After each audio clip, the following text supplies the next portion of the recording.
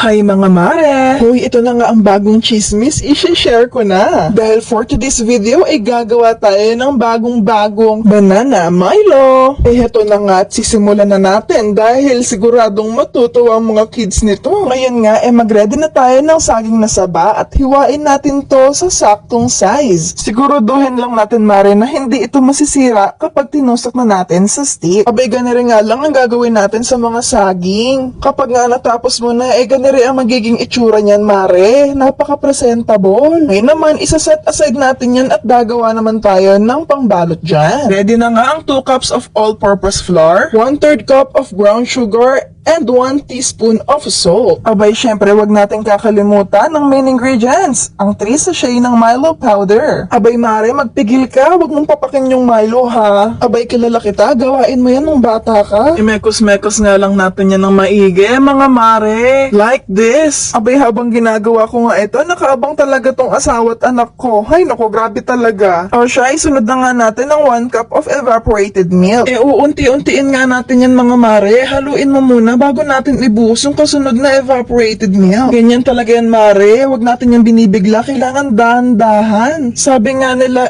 slowly but surely. O diba, bumanat na naman, sige na, tuloy na natin na paghahalo hanggang sa makuha natin yung tamang consistency. O diba, parang ang sarap nang tignan, nalagay na natin ang 1/2 cup of water. Tuloy-tuloy nga lang sa paghahalo mga mare, dahil gusto nating ma-achieve yung talagang kakapit dun sa banana. Talaga namang kailangan dito mahaba ang pasensya mo. At pag sa tingin mo ay okay na, pwede na natin tong gamitin ng pangsala para naman maiwan yung mga buo-buo. Abay, di ko gusto makakain ng may buo-buo, mare, hindi yun masarap. At kapag okay na nga, mare, itabi mo muna yan dahil ibubuhos na muna natin ang 2 cups of breadcrumbs. Aba, ganire nga lang ang gagawin natin, mare, sundan mong maigi. Ilulubog nga lang natin isa-isa yung mga banana dyan. Make sure na makukover mo lahat bago natin ilagay dun sa breadcrumbs. Just like this, mga mare, follow nyo lang to. Aba, para ka lang nagluluto ng chicken. Parang ganun lang, mare. Basic na basic. At kung umabot ka nga sa part ng video na to, mga mare, paki-comment nga kung taga saan ka para alam namin kung saan umabot ang video na to. At pagtapos nga natin makoveran lahat ng breadcrumbs, i-ready mo na ang pangmalakasan nating mantika. Aba, hintayin nga lang din natin tong uminit bago isala. Kapag nga okay na, pwede na nga natin ilagay to isa-isa. Aba, babantayan din nga natin yan para hindi masunog. Pag nga kasi ganitong may mga matatamis, mabilis talaga tong maluto. Fast forward mga mare, luto na ang first batch ng ating banana Milo. Abay, siguradong bago nga to sa inyong panlasa, kaya wag ka nang magpatumpik-tumpik pa. Aba, tumakbo ka na dun sa palengke nyo at gawin nyo na to sa bahay nyo. Ringay, kapag naiahon mo na, isasalang na natin yung pangalawang batch. At kapag okay na mga mare, ipiplating na natin yan. Abay, sino nga makapagsabing makakagawa tayo ng ganire? Siguradong kikiligin yung mga kids nito kapag natikman tong merienda. At para sa first bite,